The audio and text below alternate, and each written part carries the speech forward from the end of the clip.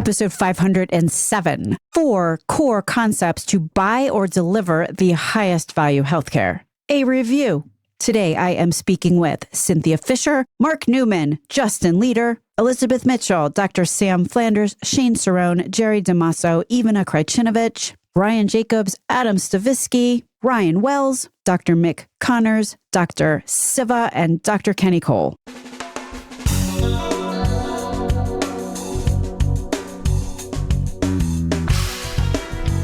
American healthcare entrepreneurs and executives you want to know. Talking. Relentlessly seeking value. Look, we wonks, meaning you and me, you're listening to this, so I am on to you, but we wonks in the Relentless tribe, we move like lightning on Relentless Health Value. We tend to cover lots of ground pretty fast. So sometimes I like to, with great intention, sum up what's been said, really lock into the big revelations, the big points made, the through lines. I like to do this so that points stick in my mind and I remember them and can build on them later. I am thinking you like this too, because actually our through line shows in the past have been pretty popular. But this today is not your average through line show. I am trying something new and actually playing clips of earlier episodes so that you can recall what a guest may have said exactly and specifically, and also really see the ways that episodes may interlock. So to that end, let me just get to it and tell you the 4 core concepts to buy or deliver the highest value healthcare that we will cover today. Concept number 1, buy healthcare. And by the way, health insurance is not healthcare. Jonathan Baran talks about that, and then Cynthia Fisher, Mark Newman, and Justin Leader cover the why, which is billions of dollars. Then we get into core concept number 2, which is when buying said healthcare, avoid the myth of less expensive healthcare. What is the myth of less expensive healthcare? Well, there's a lot of them, actually. One myth is that low price means low quality. Wrong. Most of the time, there is actually no correlation between price and quality, but sometimes less expensive is higher quality. Also, low quality can be the most expensive care, irrespective of the cost. Also, the same exact healthcare service or product can cost wildly different prices. Just keep that in mind. You'll hear Elizabeth Mitchell, Dr. Sam Flanders, Shane Cerone, Jerry DiMaso, Ivana Krajcinovic talk about this whole idea of when buying healthcare, avoid the myth of less expensive healthcare. Number 3, core concept. So, of course, at this point, direct contracting enters the building because direct contracting between ultimate buyers of healthcare, meaning plan sponsors like self-insured employers, et cetera, and the actual purveyors of healthcare, meaning clinicians, is a fairly obvious strategy if we're going to try to get high quality at a fair price. I mean, get the beginning and the end of the road together. When you do that, it not only can spotlight and thereby help eliminate who might be low value that's sitting in the middle of the road collecting tolls like a toll booth, but it also enables collaboration in other ways, really, between the ultimate purchasers and the ultimate deliverers of care, because there can be conversations about integration. There can be goals and work out issues together, right? Collaboration is the next breakthrough innovation. So that's our number 3 core concept. Consider direct contracting, or even just, as a start, go talk to, if you're a self-insured employer or you're a purveyor of care, go just find somebody to have a conversation with. Go talk to each other, just have a chat. And I might include pharmacies actually in that mix. It's amazing what can happen actually when those buying care and selling care sit in the same room. In this number 3 core concept, consider direct contracting. We hear again from Ivana Krajcinovic, but then also from Ryan Jacobs, Adam Stavisky, and then lastly, we have a quote from Ryan Wells. Number 4 core concept discussed today, when direct contracting or otherwise purchasing healthcare, buy the highest value healthcare. How is that for an aspirational goal? But really, what do you want a direct contract for? What do you want your partners to be accountable to deliver? And what's rolled up into all of that? What is value? What is value? Right. We go there. And when I say we, I mean we hear from Dr. Mick Connors, Dr. Siva, otherwise known as Dr. Ahilan Sivaganesan. And then we have Dr. Kenny Cole to bring us home. We finish up really at a very human level for why all of this matters. So in summary, here's our 4 concepts. When you buy healthcare, buy healthcare. Focus on what you're actually getting for your money and how you are buying it. When you do that, direct contracting starts to make some sense. Just make sure the care that you are buying is truly high value. That's the whole shebang in a nutshell. Hi, I'm Jerry DiMaso, CEO and co-founder of PayerSet. Relentless Health Value is one of the best resources out there for understanding how healthcare really works. And it's actually required listening for anybody that comes on board at PayerSet.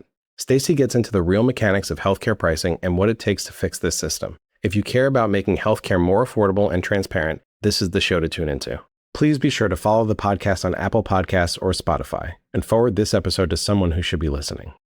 One more thing before we kick into this. So yeah, while I was quietly contemplating the vast universe of things gone wrong and right in the healthcare sector, Tom Nash, our producer extraordinaire, wandered in and asked me to try out his new Relentless Health Value chatbot that he's been working on, possibly 18 hours a day, including weekends, ever since the incident with Michelle Burnaby and the AI futurist philanthropist, which you can hear all about in In-Between-isode 46. All links are in the show notes, by the way, to absolutely everything I have heretofore said or will say moving forward, as usual. But anyway, with Tom's Relentless Health Value chatbot, you can ask a question and have it answered by me and or one or more of the 500 guests we've had on Relentless Health Value so far. I am not sure if I am more concerned about my impending obsolescence or thrilled to report that this thing actually works. And I will admit I did use it with, I'm going to say, a light to medium touch to help out with the episode today. At the end of the show, if you are interested, I will tell you how to get access to said Relentless Health Value bot. But right now, let's do this thing that we have set out to do. As aforementioned, this episode is called 4 Core Concepts to Buy or Deliver the Highest Value Healthcare. So taking this from the top, first of all, I just said buy the highest value healthcare. Why did I put it that way and not like buy the best health coverage or insurance or administrative services for members? Here is Jonathan Baran from episode 483. Insurance is for the unknowable risks. When we have known things that we have to purchase, primary care, MRIs, all these simple things, we have to learn to just buy those based on cost and quality. Buy them like you buy anything else as a business. I don't want a report that shows me a discount. I want to actually see how much did my MRIs cost, the actual unit price, right? I want to see my surgeries. I want to see my drugs. If employers began to think like that, and again, I would argue, they're now buying healthcare. They're not buying insurance. But why does thinking about buying healthcare and not buying insurance matter? Are we splitting hairs? Is this just semantics? Oh no. It is not. The most visceral example of the difference between paying for coverage or paying for administrative services or out-of-network shared savings or whatever you want to call it, and paying for care is medical spread pricing. Let me remind you of the episode 457 with Cynthia Fisher from Patient Rights Advocate. Here is Cynthia Fisher. There's a lawsuit right now in California where in the discovery process, it's published that Cigna, for an inpatient stay, took 3.5 times more from the employer, charged them, than what they paid the hospital system. 3.5 times more. And so what we're looking at is a $4 million bill for one patient, inpatient stay. And the provider was paid $877,000. And Cigna pocketed over $2.5 million. And the multi-plan got another $677,000. 2 middle players pocketing over 3.5 times more. And the employer had no idea they were overpaying by that amount. And the employer didn't know. Yikes on that, but okay. I know that's a major yikes that the employer didn't know they way overpaid their insurance carrier and their multi-plan. In fact, the employer would assume that there would just be sort of like a small transaction fee, right? Paying $4 million for $877,000 worth of care. Here's another example to look at when buying benefits or coverage or something other than buying healthcare is different than buying healthcare. Here is Mark Newman in episode 496. What I mean by a dollar not being a dollar, not being a dollar, the employer is paying rental fees to access that dollar of negotiated rates, transactional fees, BPMs, consulting fees, you name it. And as you stack all of those up, that turns into roughly $1.20 to $1.30. So they're paying $1.20 to $1.30 for their members to access $1 of healthcare. And on the flip side of it, the provider is collecting maybe 70 to 80 cents. And that right there is $1.5 trillion a year of U.S. healthcare costs. It just goes out the door. And there isn't one boogeyman. It's just the cost of the friction. Again, highlighting the differences between buying care and buying an administrative layer. Here's another point to ponder. It's Justin Leader from an episode called The Mystery of the Weekly Claims Wire. Isn't that an awesome job to have? Like, you get paid more for making more mistakes. So many mysteries in the Weekly Claims Wire, as Justin Leader talked about again in episode 433. And when we say mysteries in the Weekly Claims Wire, we mean mysteries in the dollars disappearing in the administrative layer that never amounted to any care being purchased. Again, just spotlighting the difference between buying healthcare and buying things that aren't actually healthcare. So now let's wander over to our number 2 core concept. Why don't we? Does this focus on buying healthcare and digging into the cost of healthcare and making sure there's no spread pricing? Will we see employers who are buying cheap, shoddy care from subpar organizations that are falling prey to what I call the myth of inexpensive care? Here's Elizabeth Mitchell from episode 436. Self-insured employers, what my members care even more about, though, is the quality of care. They need to know their employees are going to high quality, safe providers. And to date, most health plans have not been terribly innovative around quality measurement. It's not that we don't have the quality measures. I was on the board of the National Quality Forum a decade ago. We've got meaningful quality measures that have been vetted and are valid. They are not being used in contracts. And that is very important to employers because, frankly, all the evidence shows that you save on the total cost of care. That is such a win because patients are healthier, they don't have unnecessary procedures, and they save money. Better care costs less, but you have to be really clear about the quality standards you are using to measure better care. That is entirely doable. And this is really important, what Elizabeth Mitchell said just now, that it's a false choice if someone says, do you want the quality care or the less expensive care, right? Here's Dr. Sam Flanders talking about this exact same point from the perspective of a health system chief quality and safety officer, which is what Dr. Sam Flanders was. This is episode 490.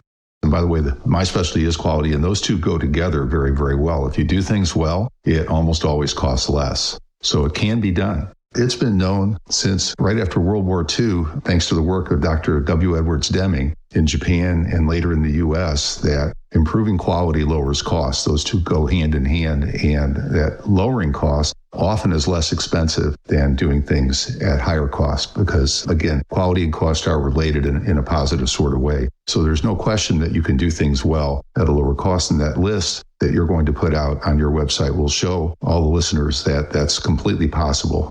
Right? It is a counterintuitive reality that the highest quality and safest care is often the least expensive because, in air quotes, doing things well eliminates waste and errors that drive up costs. Here's Shane Cerone from episode 492. Shane Cerone, by the way, is a former health system CEO.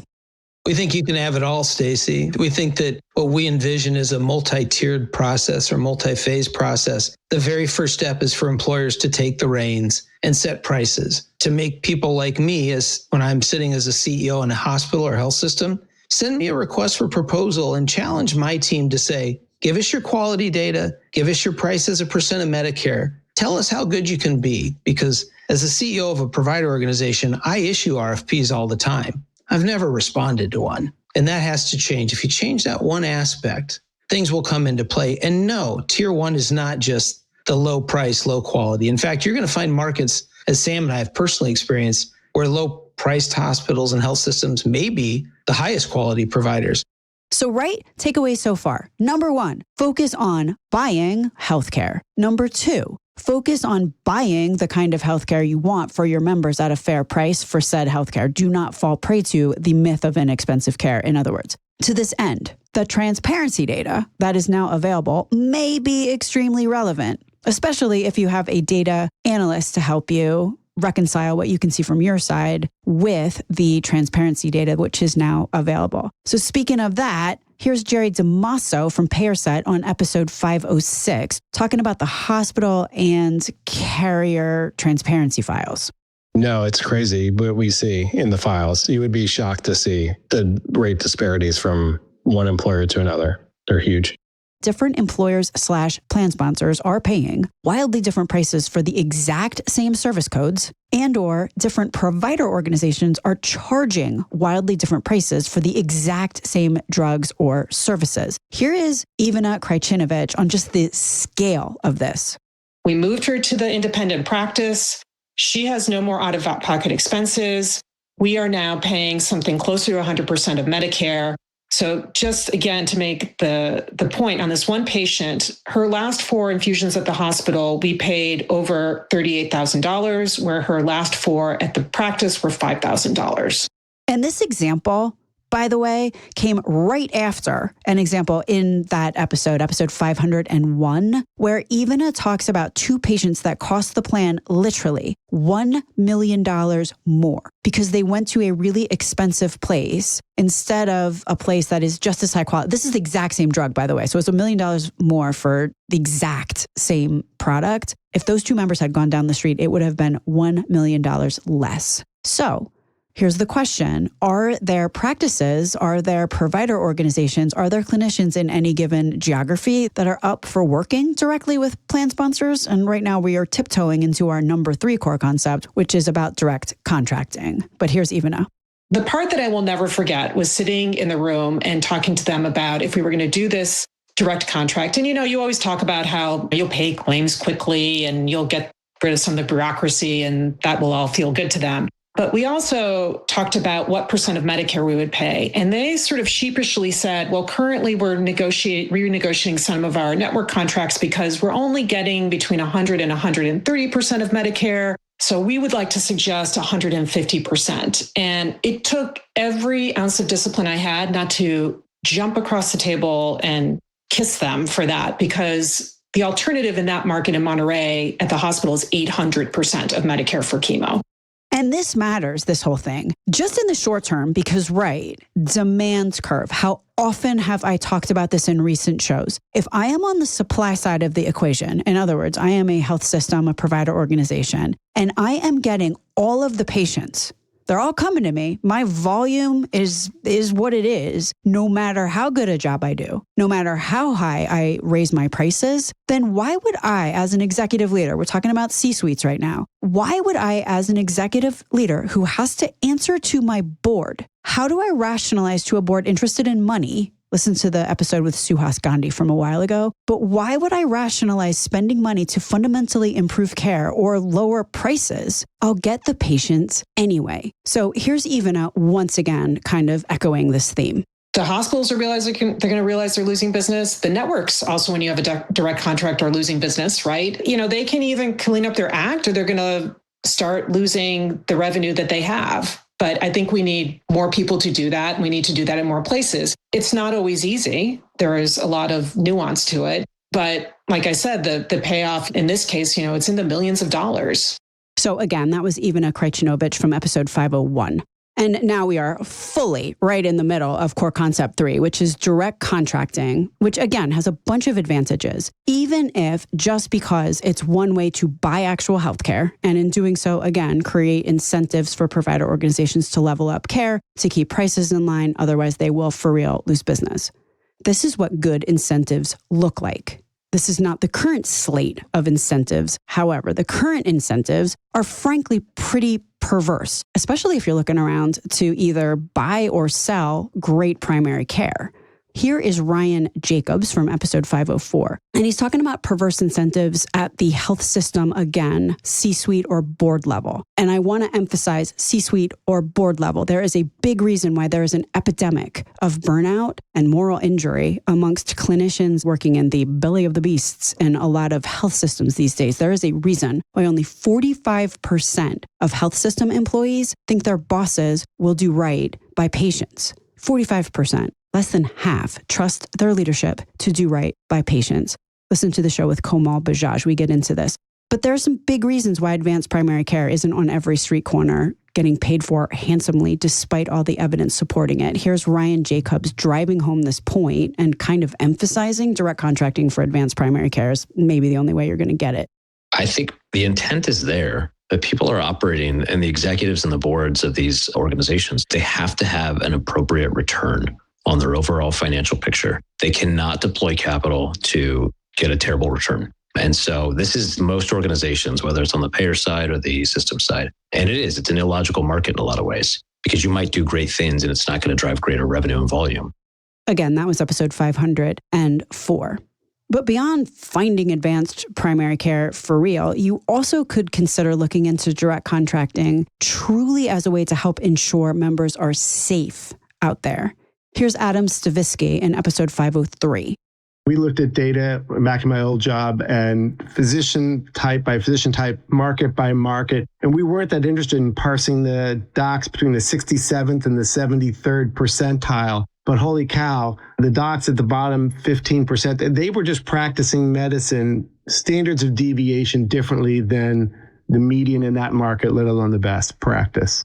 By the way, if you're interested in hearing more about direct contracting, there was 2 shows. The first one with Dr. Kristen Dickerson and then also with Dr. Stan Schwartz. That was episode 45 and also episode 486. So certainly go back and listen to those episodes to learn more about direct contracting, as well as that episode 503 that features Dr. Leo Spector, Adam Stavisky, who we just heard from, as well as Ryan Wells. And in that show, we also get into Centers of Excellence networks, which are, in fact, a group of direct contracts. If you start thinking about it, that's what a Center of Excellence network is.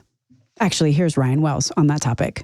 Center of Excellence 1.0 set the precedent, and that's well over a decade old now, right? That was maybe more of a major health system centered approach. Now I think we're at this Center of Excellence 2.0 version where these aggregators that have gotten critical mass of self-funded employer lives and they are curating specialist networks have evolved. And I think it's creating an opportunity to kind of redefine what a modern health plan looks like. You know, essentially they're carve-outs, but I think this is just the natural evolution.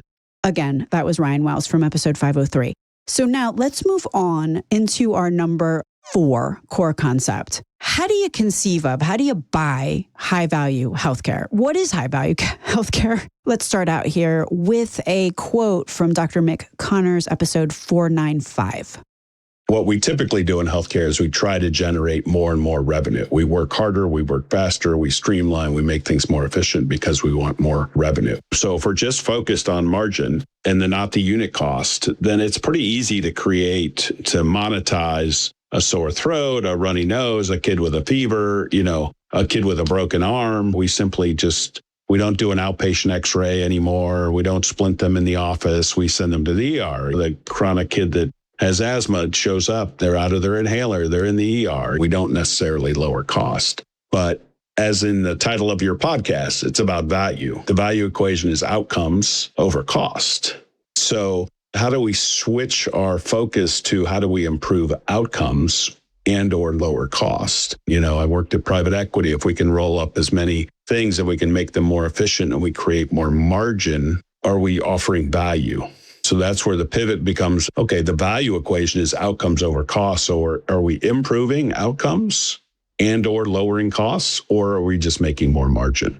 Bottom line, most big corporatized health systems are focused on growth, which is a pseudonym for driving revenue And oftentimes, if they talk about efficiency improvements, those efficiency improvements are meant to drive additional throughput, as they say, i.e., how do you get more patients through the system? The faster the doctor can see a patient and the more patients that any given clinician team can see, the more revenue collected in a fee-for-service world. That is the math that matters. Again, you can start to see the why with direct contracting. You can start to see the why with plan sponsors trying to figure out how to buy the care they want to buy for their members, to really hold clinical groups accountable for high-value care. And for any clinical organization that is out there who's looking to deliver high-value care, having a buyer who's willing to pay for what they have on offer can be a really, really synergistic, positive thing. The show with Dr. Mick Connors is just such a wonderful prequel to episode 505 with Dr. Siva, where we go deep on what is value, what it is, how to buy it, how to deliver it. Here's Dr. Siva. We talk about the value equation all day long. No value-based care presentation is complete without the value equals outcomes divided by cost equation, right? And yet, to your point, we are getting down into the weeds sometimes to the level of like hand washing rates or readmission rates or ER visit rates and calling that quality. But in my view, we have completely missed the boat on what quality really means and how to measure it. And I'll give you an example. If my aunt, who say lives in Chicago, we think she might need a hip replacement, she's got hip pain, and we're trying to figure out what to do, where to go, where to start.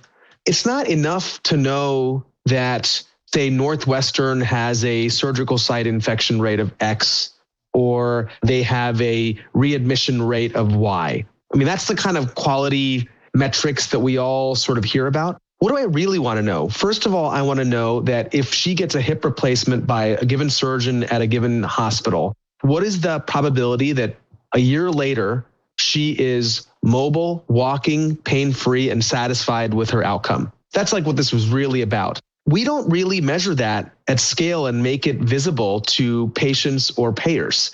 There's no consumer reports for specialty care where I can go in and say, all right, what matters to my aunt specifically? She cares about not being in the hospital too long. She cares about being able to walk 100 yards. What she really cares about is not having to have a second operation, even if it means something more involved up front. I should be able to dial those things in and then be able to compare hospitals, practices, and surgeons in a given region on the specific patient-reported outcomes that matter to her. That's real quality. And I'll go one step further, which is that it's not just about how good you are at doing surgery. Because to your point about appropriateness, if she has hip pain, maybe the right pathway for her is to start with PT, then try some injections, then try some yoga. And if none of those things work, then go for surgery. If she goes to a practice or institution where they're a little too aggressive, for example, in offering surgery, it doesn't really matter to me whether the surgical outcomes are great if she was never supposed to get surgery at that juncture in the first place. And so what that brings up is this idea that you have to measure quality across the entire care journey. And that means evaluating whether or not a patient is getting the right treatment at the right time by the right person, which is a very upstream concept to how good you are at delivering that surgical episode of care. All right, now let's land this plane. I just wanted to play this clip because much of what we've talked about now is just so theoretical. I wanted to play this clip from Dr. Kenny Cole, which is from episode 473, where he really showcases what whole person care kind of like looks like and why it's different from being myopically focused on quality measures. Maybe I'll even bring up Goodhart's law right now, which is once a measure becomes a target, it ceases to be a good measure. And in this clip with Dr. Kenny Cole, you can see how he avoids Goodhart's law. Somebody who's, if the greatest love of their life is fishing, you've got to be able to have good sensation to be able to feel that line when a fish bites.